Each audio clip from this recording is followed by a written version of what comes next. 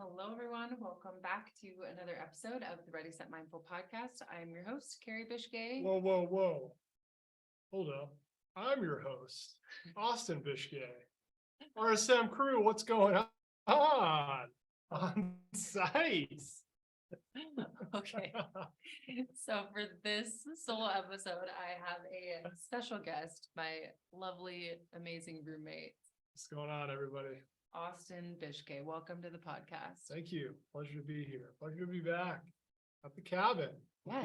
Doing it live. We are Favorite place, we're at upstate. the lake cabin in Vermont. We are here for the month. We're super excited to be here. It's a very relaxing, beautiful place to be. So yeah, really excited to do the podcast from here. And my best rocker, ready to ask questions.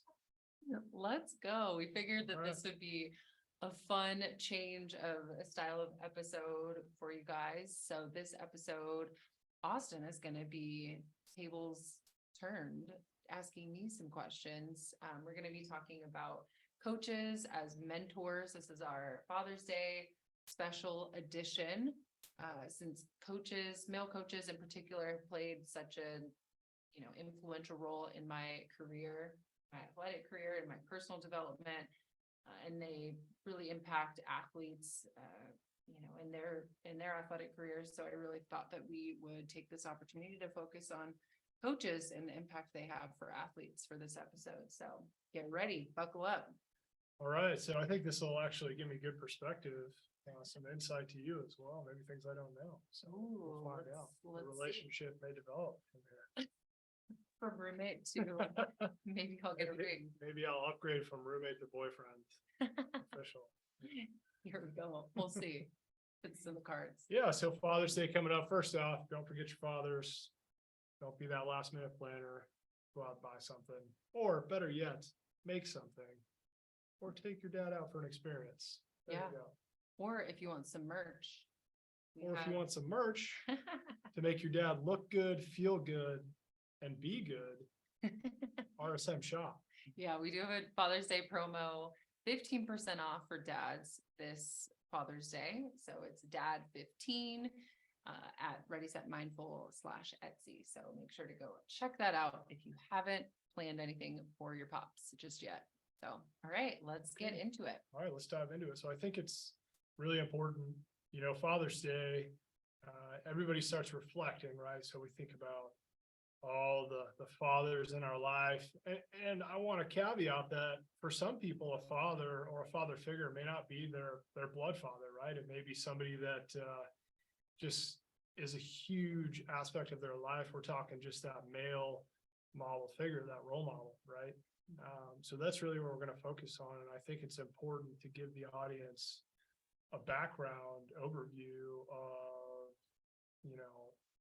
how you grew up and your fatherly experiences and what you experienced as a child, and then how that evolved into your later on playing career. So I think if you're open to it, we'll give the audience a background overview of your father's situation.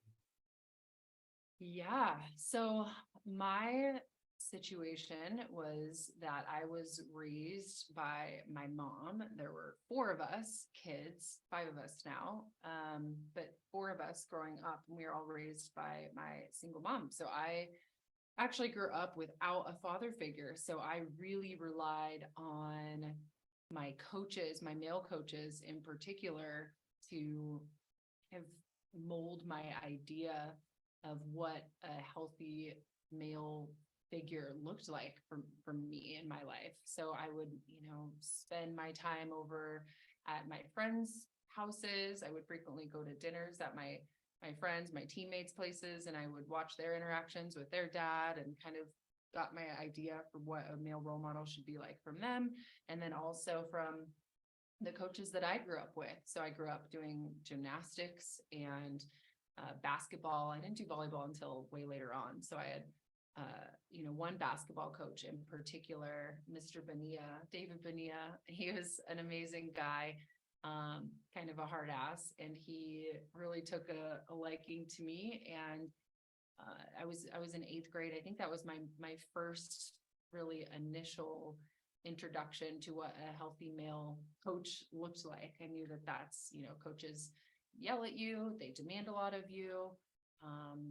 But they're also really kind and they care about you and they support you. So So would you say eighth grade is really, when your athletic career kind of started, I guess, when you started taking things a little more seriously? yeah, I would say so. I had a growth spurt. I had growth spurt in seventh grade. Actually, sorry, I had a growth spurt in fifth grade because up until then I was doing gymnastics. I was pretty serious competitive gymnast from 8 from 8 to 12. And then I had a big growth spurt and they kicked me out of the gym. They told me that I was That's right. too much of a liability. And Big goofy Karen could be a gymnast. I know, it was so sad. I fought so hard to stay in the gym, but they said, get this girl basketball or volleyball. I was devastated, of course. But I did actually have a male coach who was my gym coach. And, he was a great influence on me too. But yeah, when I left the gym, I was devastated. And then I picked up a basketball and that's when I kind of had my introduction to this other coach, David Bonilla, and he taught me some basketball skills that were much needed. At my height, I was just like a Gumby, awkward kid and needed a lot of guidance. And, growing up, my mom worked so much. She had 4 of us kiddos to support. And so, Yeah, so that's really my next question is, it sounds like eighth grade was your first exposure to kind of the male role model, father figure type of person. yeah. But up to that, I mean, how do you think you were affected by not having a presence in your life to kind of oversee, your athletics and your morality and your drive? Because your mom was so busy trying to just keep up with, keeping a roof over 4 kids' heads. I mean, goodness, that's a task on its own, but you didn't have a lot of supervision growing up. So how do you think that affected you up until your 8th grade exposure? Yeah. I mean, again, I think, my mom was such a strong, independent woman and super capable and did her best to provide for us, but she wasn't around a lot. And so I would frequently be unsupervised. And that's when I really craved going over to my teammates' houses and, my friends' homes and having family dinners with their dads and with their moms and with their siblings. And I craved that engagement. You were trying to fill the family norm there, to fill that gap. Yeah, I knew something was missing. I knew that I wanted a little bit more of a holistic, structure and routine. I've always been really, really big on structure and routine. I knew that I thrive in that environment. And so being unsupervised when I was younger, I was always, kind of funny. I was just seeking that out. Some kids would be like kind of going crazy and excited about the chaos, but I really didn't enjoy it that much. I was really wanting to be connected and engaged with. And so, yeah, I think I latched on to a lot of my teammates, friends, families, and was just out of the house a lot when I was unsupervised and trying to connect, and get guidance and molding and coaching. And, You're not running the streets at 7-Eleven. yeah, there was that too. You got to take advantage of some of that supervised time. Oh my gosh. I told Austin I grew up and some of my childhood staples were not, we grew up with no money. We were super, super poor growing up and we didn't grow up with a ton. And so I was joking / serious. We'd go to the 7-Eleven and then get Fun Dip and Mountain Dew. I've come a long way now that we're pretty holistic and organic with what we eat and put in our bodies. But I'm like, oh my gosh, the stuff I used to put in my body was disgusting. But what are you gonna do? Do you think that made you more of a competitor? Not, kind of growing up like that? You had to compete for everything. I mean, nothing was really handed to you. Do you think it molded you in that way? Yeah, I think not having a dad, I mean, you don't really fully understand what that means when you're younger. You're just I just knew that something was missing, that I wanted more. Yeah. I knew that. I didn't really have the insight to be able to understand how it was impacting me long term. I knew I just wanted more. But as for the competitor piece, what I will say is that joining the game late, as far as my introduction to basketball and volleyball, because I'd been a gymnast, and yes, those skills really helped me and helped develop me as an athlete, but I started behind in basketball and volleyball.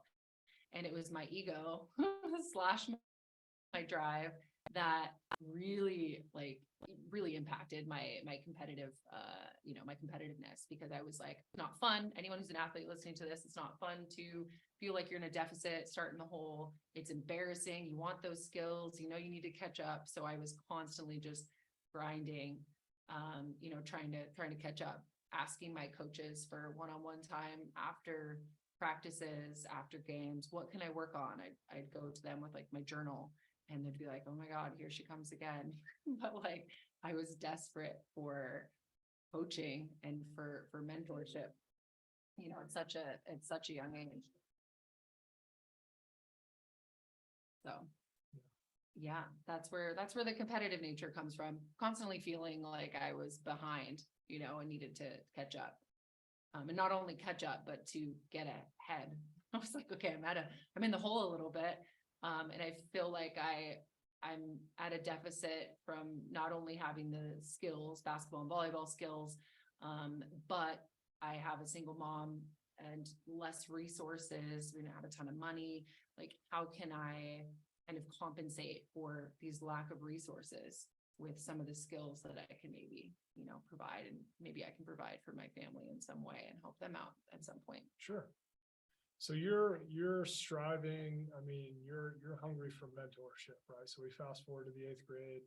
Well, what does that look like for you? So your first mentor puts a basketball in your hand. Talk about him.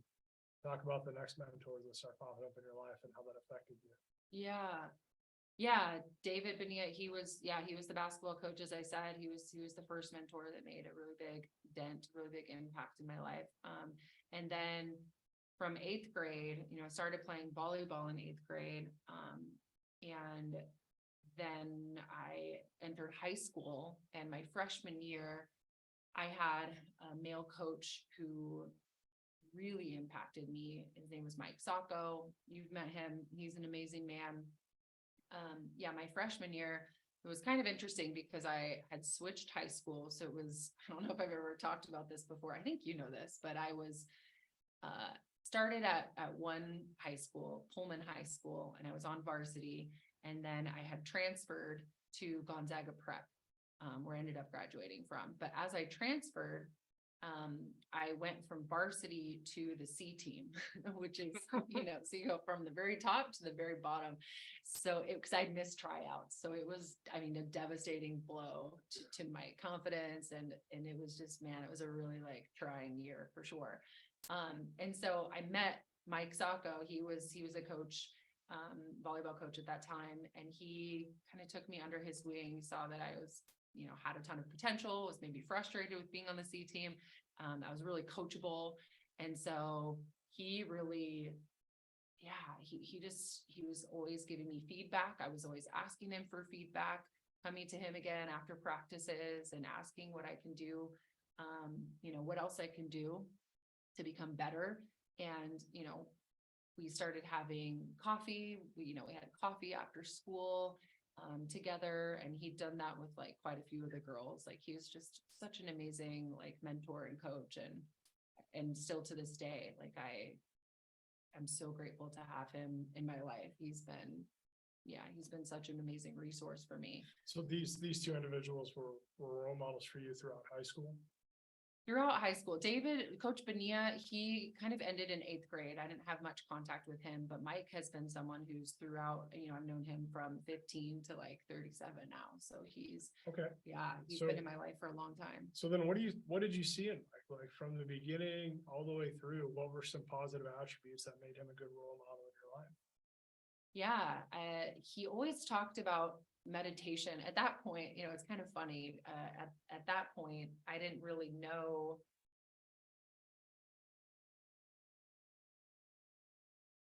I didn't really know what mindfulness was or meditation. I'm just thinking like, oh, there's this guy, he has this journey, and he's always talking about how helpful his spiritual path is to what he does on the daily. Now looking back, I'm like, oh my gosh, if I only would have listened to some of the shit he was trying to talk to me about and encourage me to do when I was younger, I'd have such a head start, but that's the way it goes, right? But I really appreciated it. He's such an active listener. He was so engaging. He was super invested in my dreams of wanting to get a college get a college volleyball scholarship and play professionally. I knew I wanted to do that when I was 14 years old. And he was really the only one that would listen to me. I really, to be fair, didn't bring that up to many people. My mom didn't really have a ton of time to go to my games or talk to me about my dreams and goals. And he was really like that person to ask me that question. Hey, what do your goals look like? What do you think you can do with this sport? Like, where do you want to go? Okay, so he kind of guided you. Yeah.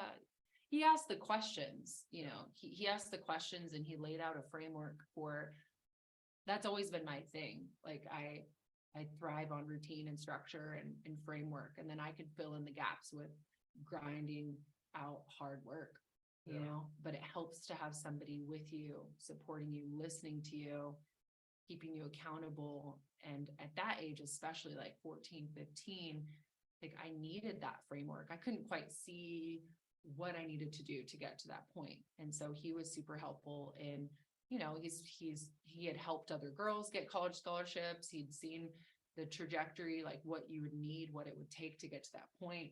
So he kind of knew that path. And But he let you figure it out. Yeah, he did. He listened, he was supportive. Yeah. I really admire his spiritual life and commitment. Like that was really cool to me. His whole mindfulness, the way that he incorporated mindfulness into his daily life. And now I think it's even cooler because he's done it for such a long time. He's like lifelong meditator, just the coolest guy, triathlete at like, I don't even know how old he is right now, 60, 68, 70. Just a badass. Yeah, he's so great. Yeah. So yeah, I mean, if you don't have a dad in your life, and I didn't, I was really just craving that male mentorship and like that kindness and that engagement and that leadership that I just wasn't getting at home at that time. All right, that's good. So going through high school, you had two really good role models, one that kind of stuck with you out throughout high school. And then you're on to the next step, right? You get picked up for D1 volleyball, heading off to Eastern. So tell me about your experiences there. I mean, Mike's not going to follow you to college. So He did, although I'm sure he kept, I'm sure he came to games and kept in touch and always checked in on you as a good, mentor and role model does. But what'd you run into in college? I mean, young, wild, and free Carrie from the streets of 7-Eleven, playing Division I volleyball, young and reckless. I mean, what goes on? What happens? Do you find more mentorship there in your coaches and players? What happens? Yeah, no to the mentorship in college. Why? At Eastern. Okay. Yeah. So when I went to Eastern, I entered into this world where it's obviously really scary for any high school athlete to go from big fish, small pond into, small fish, big pond. And that was a trip for me. So it was already, some anxiety with that. And so I really, my coach there was not a great mentor. He was a very manipulative, like emotionally abusive. We're talking from freshman to sophomore. Yeah, I did end up transferring. So this is from 2004 to 2007. Okay, so let's hit on that then. I think it's important. So, let's hit on your first experiences with this coach, and then talk about these red flags that maybe started popping up, that this guy was just not a great mentor, not a good, person to be in your life to fill that role. Yeah, absolutely. I think some of the, one of the first things I noticed when I entered into my freshman year, we had this triathlon, which is ironic now because I love triathlons, but at that time I was terrified to do a triathlon. It was a mini tri. And it was to kind of see who was in shape over the summer and who wasn't. So it was 18 of us coming in, and there was like a top 10. And then if you were in the bottom 8, you had to do 5 a.m., conditioning. So there was a big incentive to obviously do well in the triathlon. And so that was my first introduction. I had known this coach a little bit. He came to some of my club tournaments, like in 8th grade, but I didn't know him too well. But yeah, this triathlon was my first introduction to him. So I saw how he was interacting with all of the girls, and he was very, he was demeaning in his comments. And that was definitely like, now that I look back on it, yeah, it was a red flag of the comments he was making toward the girls. Just, if you weren't doing well, more, less encouraging, more humiliating and demeaning, which is definitely a red flag when you're looking at coaches, right? You want coaches to hold you accountable, allow you to have ownership, but also There's a difference between accountability and just embarrassing somebody. For sure. Especially when you're a freshman who's already nervous to be there. Oh, 100%. So that was my first interaction with him. And then fast forward to a few games later, my freshman year, I remember we had lost to Sacramento State, and they were our rival at that time. And it was a really close game. We lost in 5 sets by 2. It was, one of those heartbreakers. So obviously everyone on our team was feeling devastated that we lost such a close game to our rival. And I remember our coach we would always bring these harnesses on our away games, and we had them at home too, equally devastating. Harnesses for what? Harnesses, like you'd put on, so you'd grab a partner and you would have a bungee that clicked, right? Like a little seatbelt bungee. And so you'd click in, and then one partner would start on the line and your other partner would be behind you, like you were a horse. Like, so your one partner who's behind is applying resistance, and the other partner is doing a sprint. So we would do those 10 times, to the net, back to the net, back, 10 times, and then we'd switch partners. So mind you, we did that right after, like immediately after we slapped the other team's hands, did the words and all that. And then we would, he'd say harnesses, and we'd get on the line. So that's before fans had left. The other team hadn't left yet. So everybody's out there. Everyone's walking. Fans, the other team's still out there. It was humiliating. He's like, you guys suck. Get the harnesses on, get on the line. Get the harnesses on. That is pretty humiliating. It was totally demeaning, very humiliating, scare tactic. So we were, there were certain words that we were cued to respond to, right? Like you're kind of conditioned as an athlete to have this fear of getting on the line and harnesses and these keywords, which it's so terrible for an athlete to have that. So amongst those red flags were other comments he would make. So the demeaning and humiliating comments aside, there were really sexually inappropriate comments. He was, again, like this man in his early 40s, and we were 18 to 22 years old, and he's making comments about our bodies and what our underwear we were wearing and super inappropriate stuff. That, looking back at that, it makes me so angry and so fired up, because you're totally taking advantage of his position of power. And if you're an athlete and you're in that position, your playing time is being held over your head. No one else is wanting to say anything. You haven't quite found your voice yet, your confidence. It's a male versus a younger female. So there's a big power discrepancy there. And this fear of, if you said something, would anyone have your back, or would he just bench you? Or because of this coach's essentially his ethics and morals and his coaching style, that affected your ability to play volleyball. Oh, all of us. Yeah, absolutely. To an effective level, right? So you're not really able to maximize your ability as an athlete. Yeah, absolutely. I think, as an athlete, when you're playing in a constant state of fear, right?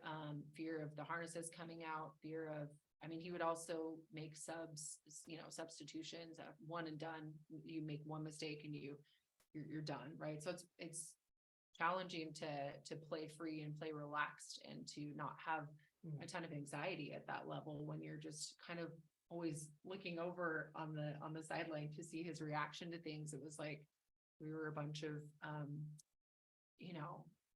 just scared girls. So you're feeling, you've seen both sides of the spectrum, right? So you grew up, no father figure at all, right? No male role model, nothing, right? Mhm. And all of a sudden in high school, you come into this guy, Mike, who is just the best guy ever. He fills that need for you, and you learn what's kind of right in that figure, right? So he's kind, he listens to you, he motivates you in all the right ways, and he makes you a better person, right? It's And then respectful. he's respectful, and then all of a sudden you leave that and you go to college and you see all these red flags of what wrong looks like in that male role model figure. This guy is braiding you guys, inappropriate sexual comments, innuendos, whatever. His coaching styles are not helping you be a better person. Mhm. So you're really seeing all sides of it. So, Yeah. so what happened after, did you have any other experiences you wanted to talk about in college? Or?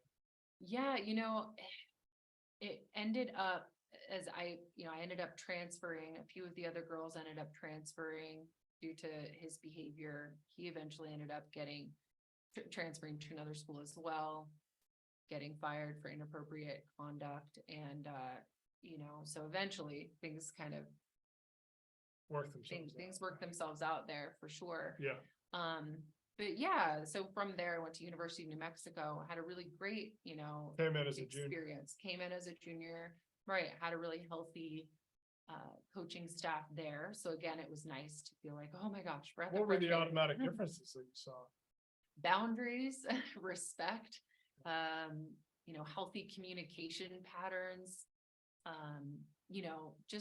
just the boundaries and the clarity with the coaching roles, right? I'm not trying to it's really confusing for athletes and for kids too, just in that instance, when your parents or your coaches try to be your friend, or they try to be like too cool. And it's very confusing when those lines are blurred, because ultimately they have this authority over you. They can take your car away or ground you or your playing time, right? Like there's this power differential there. So it's so helpful for athletes to have that clarity in that coaching role. So when I got to New Mexico, we had our assistant coach. We go to her for any issues with our relationships, school wise, like that's her.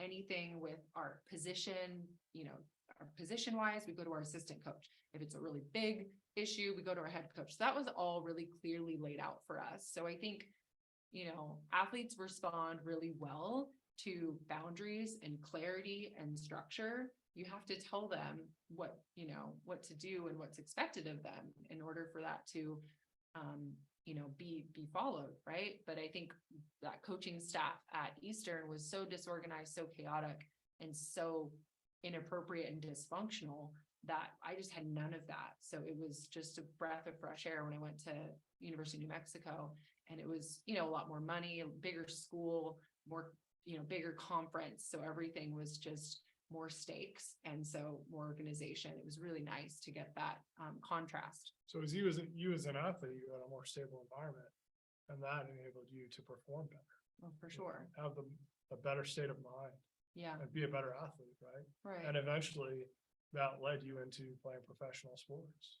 Right. Like as an athlete, you can't perform when you're in a constant state of fear or panic or anxiety. Yeah. And so you have to, in order to have a chance of you performing well, you have to figure out how to regulate your nervous system, right? And so when you're constantly being, triggered in fight or flight, you're just never able to really thrive. You're just trying to keep your head above water and not piss someone off, essentially, right? Yeah. When you have a coach like that. So that, man, it's having a coach like that can really drive athletes away and turn athletes, off from their sports. And I know a lot of girls that I played with that just stopped playing altogether, kind of ruined the sport for them. And me and one of my other teammates continued to play for 10 plus years. My other friend and teammate, Brittany Page, ended up being, she was treated very poorly on this team, and really picked on by this coach and told she was terrible. And she ended up being the, captain of the Canadian national team. Like, she's a badass. Wow. So her, Brittany and I ended up having these amazing careers, despite this really dysfunctional coach who really tried to just. Well, that shows some resiliency to those athletes, but it also shows how much it can affect your the outcome of your life of just having somebody, Right. a role model in your life that is toxic or negative. Mhm. Which unfortunately a lot of people are in, right? So what advice would you give to people that are in that type of or situation, or maybe are younger and have a role model in their life that is negative? How can they approach that, maybe get out of that or overcome that?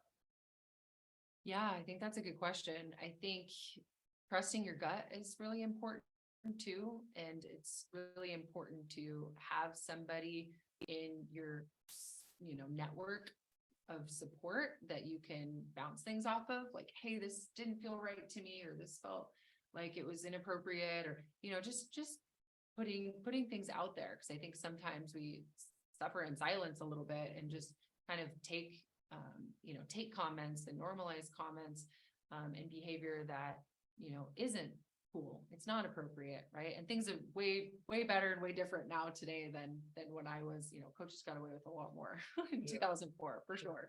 But yeah, I would say have somebody on your team that you can go to for support.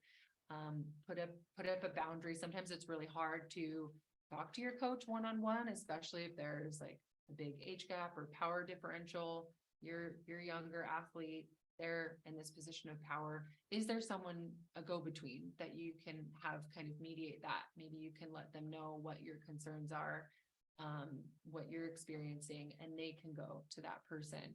So that would be my recommendation, because I do see a lot of athletes where they have issues, they have trouble setting boundaries, and it's because they're very intimidated by the presence of their coach, or consequences, what might happen to them if they do speak up. For sure, yeah. Right. I mean, it's a very intimidating position to be in when you have, when you're younger. First off, you don't have the life experience to deal with problems like that, right? Yeah.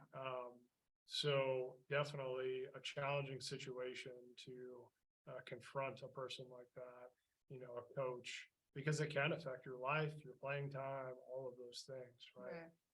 But I think it really needs to be done, because if you think, you really have to think about the long term. How is this going to affect me? This coach's negative influence on my life, or this male role model's negative influence on my life, how is that going to affect me for the rest of my days? And do I need to get out of this right now? Yeah, and it's a really tough position. I mean, I talked to a lot of parents about that too. Like, my club coach, or my coach hates my daughter or my kid, or we don't get along with this person or that person. And so I do really want to make very clear, like, the situation that I experienced in college was very, I mean, it was extreme, it was severe, like, and there are other variations of that happen, absolutely, where yes, you should exit a club, or you should leave a team, you should transfer. Those are big decisions, but there's oftentimes like pretty shitty behavior that makes you make those big decisions, right? So on the other end of the spectrum, you have to know when to ride something out, and to have a little bit of resilience as well, right? Like Because that, absolutely. if there's a coach that's not talking to you in the way that you want to be talked to, or like he yells too much, or like he's, I feel like he picks on me, or this or that, you really have to, that's where it's really important to,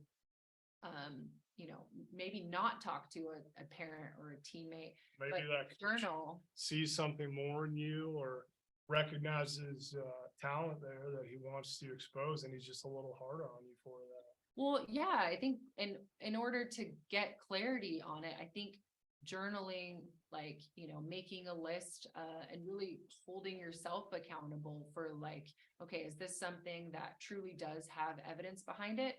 Or am I leading with my feelings here? I feel like he's being mean to me. I feel like he's picking on me. I feel this. Okay, if you can kind of step outside of that, because you're always going to feel like your feelings are in the driver's seat when it's happening to you, because you're just kind of seeing red. No one likes to feel picked on or embarrassed in practice, or whatever. But outside of that, kind of give yourself some space, when you're at home, a little bit further removed from the situation. Then you can truly have the clarity of, like, okay, this feels shitty. Why? Yeah. Like, what is happening here? Is he or she, acting this way to this person, that person? Is it just me? And did I just not get a ton of sleep that night? Like, what other factors could there be where, that can be happening where I'm experiencing this, like, insert feeling here type thing. Cause that's important too. Cause I do think a lot of athletes, maybe just, I don't know. Yeah. I feel like they expect their coaches to adapt to them. And it's really hard for coaches to, treat each and every player very individually. Absolutely. I mean, that is definitely one thing you have to recognize is you're in the coach's system Mhm. and you're a part of their program and you got to fit into that program, right? Right. You have to listen to the coach and he's going to be hard on you. So that's a great point of knowing how to recognize, is the coach just being hard on me because it's his program and he has that ambition to win, or is he genuinely a bad person and being inappropriate? Right. I think your college coach at Eastern is a great example of that. For sure. You have an individual who not only his coaching methods were not great, but he was being, sexually inappropriate, Yeah. and exhibiting a lot of other red flags outside of just being hard on you. Yeah. Yeah.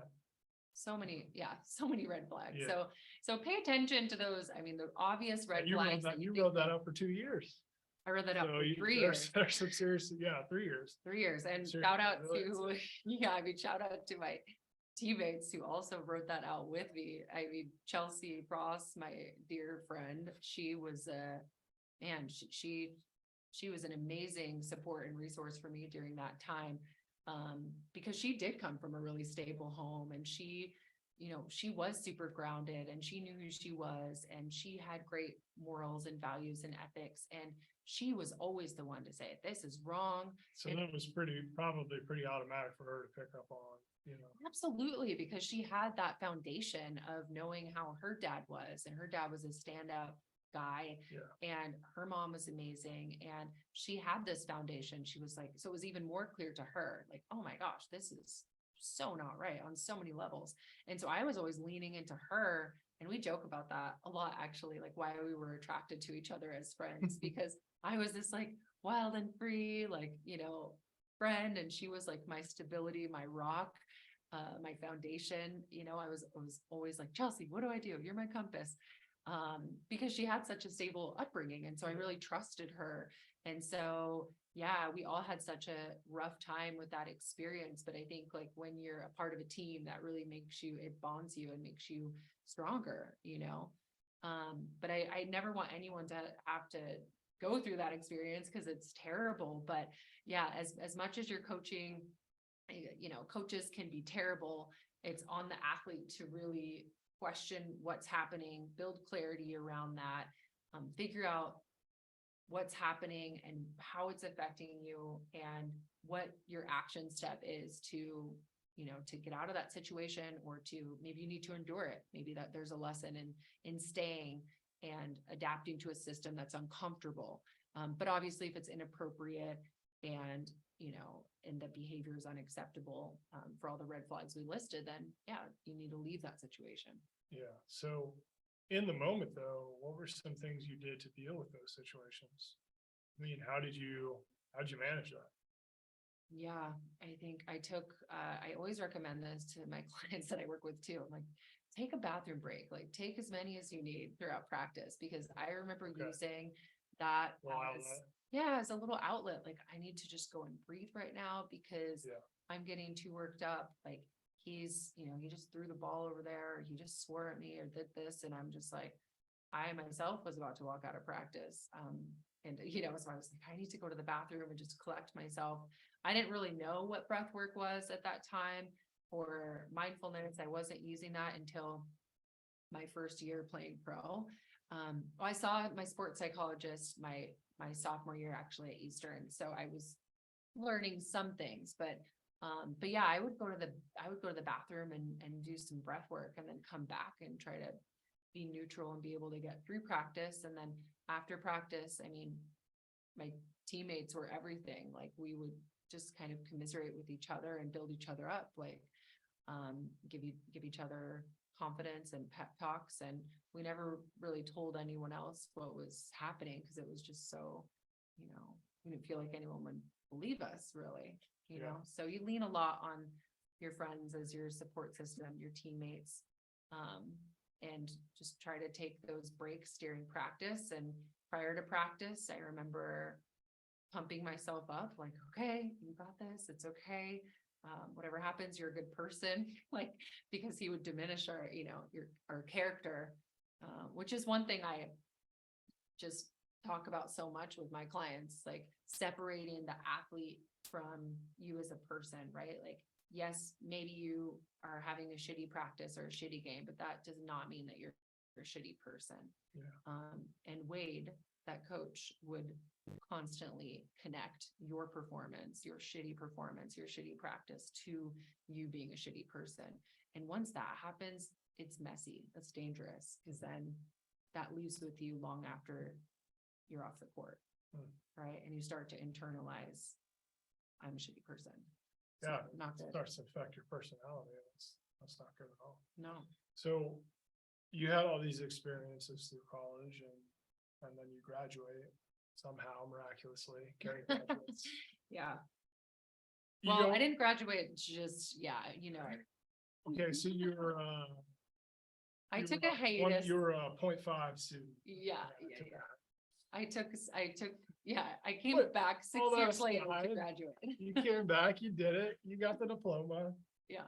But you're off to play pro sports. Mhm. I mean, what happens there in the mentorship game? Does somebody fill the role? Is it just kind of a business relationship with you and your coach? Does an old mentor come that could fill that? Or are you a molded talent now to where you're ready to be set free on your own? Yeah, I wouldn't say I have molded talent. Oh, Logie wants to come in and join the podcast. She wants- Logie, hello. There she is. Yeah, my first year playing, and my relationship with my coaches was more business, I would say. I was getting paid to play. I was trying to keep that relationship very professional. I didn't have a lot of mentorship from them. It was pretty much, on the court, Yeah. here's what you do, off the court, great. I wasn't having so much of a relationship with them. There were, there's really only two coaches that were, pretty tough to deal with. But, other than that, I think I had a pretty good run with coaches, more of a professional relationship. One coach in Spain was very, we had public weigh-ins. I think I've told you this before. I joke about it. Perhaps a cultural difference. Oh, goodness, something. Yeah. Oh, man.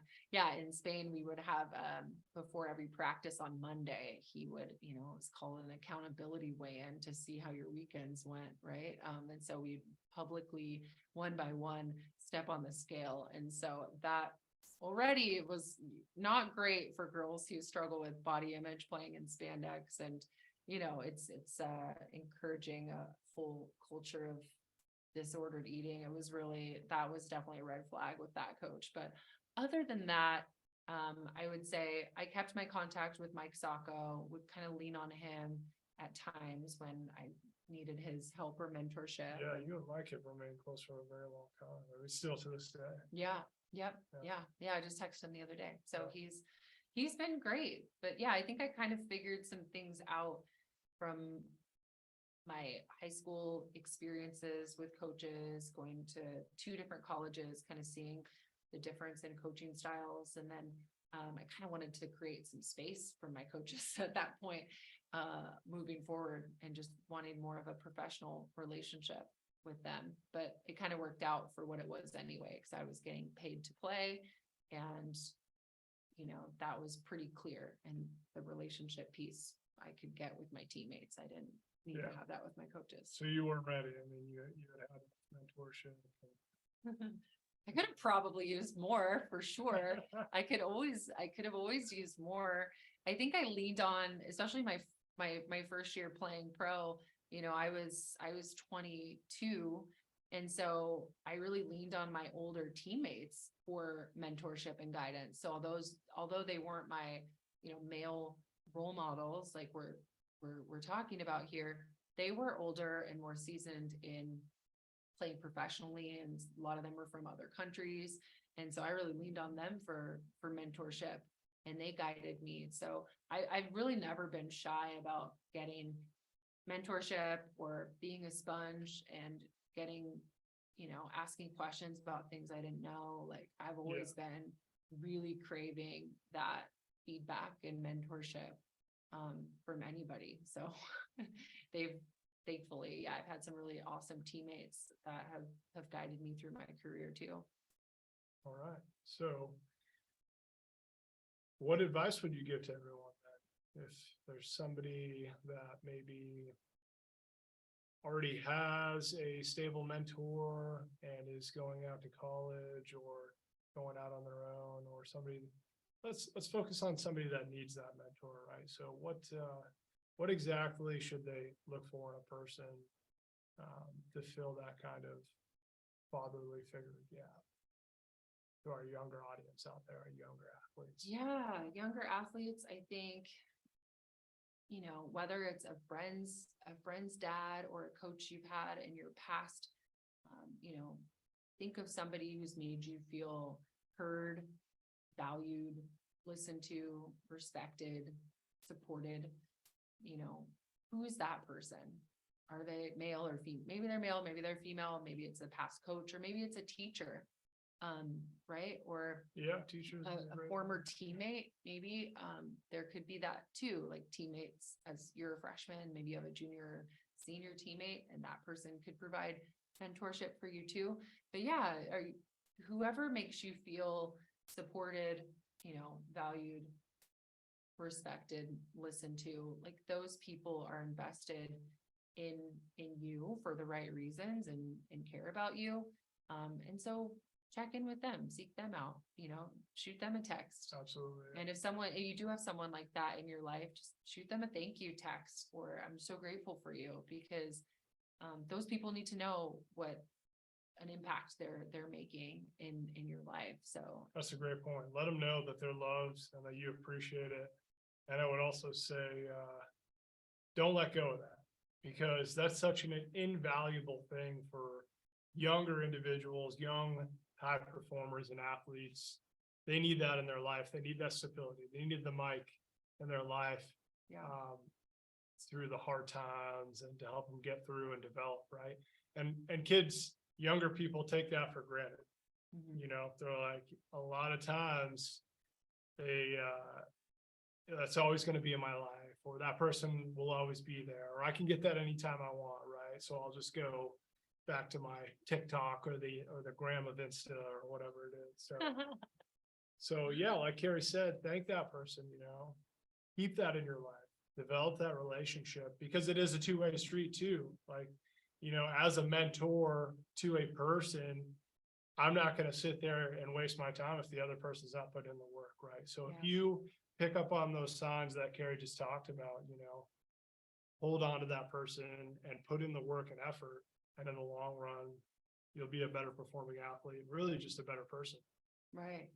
Yeah. I think never stop growing. I think that's something that's I've held on to. So even though I'm in a very different stage of my athletic journey, kind of funnily enough, Mike is such a seasoned triathlete. And so I've gone to him for some triathlon training tips, right? Like I'm still trying to find a way to connect with him and for him to mentor me. Because he's just, he's just such a great person. But I think, it's also invaluable to just never stop seeking that mentorship and to stop growing, because we're constantly evolving and we can always be doing better, so try not to be scared. If you're an athlete who is having a hard time with the way that you're being coached, or maybe you're having a hard time with feedback and hearing things that are hard and uncomfortable, take that in, journal about it, kind of reflect to get some clarity about why these feelings are coming up for you.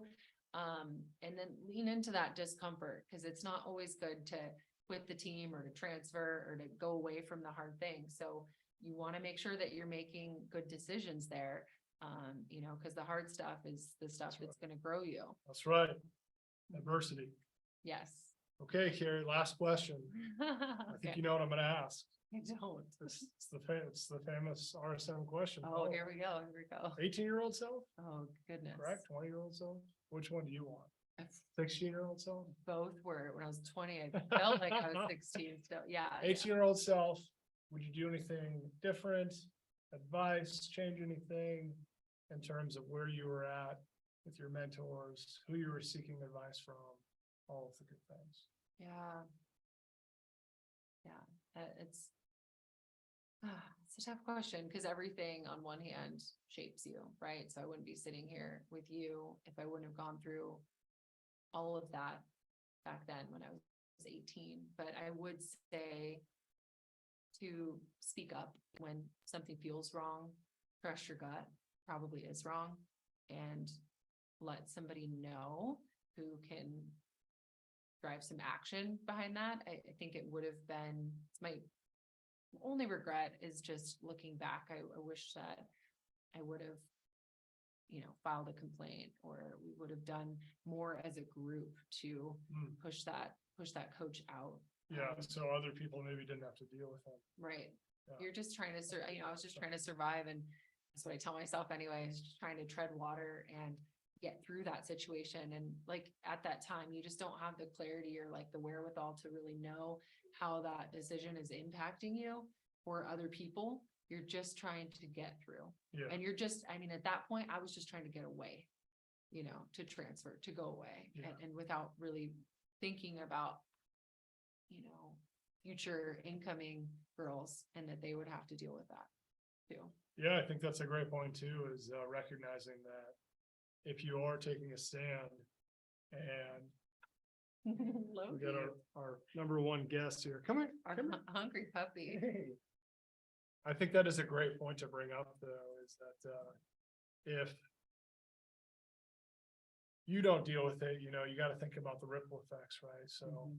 if you're being strong in that case and addressing the problem, you're potentially saving a lot of people down the road from having a bad influence in their life and ruining another person's life. For sure. So that's an admirable thing to do as well. Yeah. But it's also, it's totally understandable to just flee the situation if you recognize it as an unhealthy relationship. Yeah, So, for sure. Yeah. Yep. 18-year-old Carrie. Oh God, yeah, just would have loved to know her. want to give her a hug. Do you think it would have worked out? Between me and you? 18-year-old me, 18-year-old you? Oh, well, there's an God age bless difference, her. so you It's were, very true. 18-year-old me, no, 18-year-old. 37-year-old. You were 13 when I was 18. Yeah, it was. That's crazy. We'll end on that. Oh my gosh. But on a serious note, if you I would have do, got you at 13. oh I my think I would've had goodness. Okay. So for the Father's Day special, yes, if you do have, you're lucky enough to have a dad, a coach, a mentor. Get them a shirt. Get them the merch. Telling you. But send them a text, send them a gratitude text, make them a Yes, of course, card, send them a text. take them But also send them a shirt. somewhere to show them how much you care about them. Because people deserve to know what they mean to you and the positive impact that they have on you. So I wouldn't recommend sending the negative hate messages to the coaches that have done you dirty, but for the good ones, let's focus our attention on the gratitude and to Yes. Nothing says I care more than a beautiful Ready Set Mindful t-shirt. Okay. That will Oh my help you goodness. perform better. Okay. Thank you so much, everyone. for Love you joining guys. us. Thanks for the support. All right. We will see you Closing out from the cabin. on the next episode. All right. Take Gotcha. care.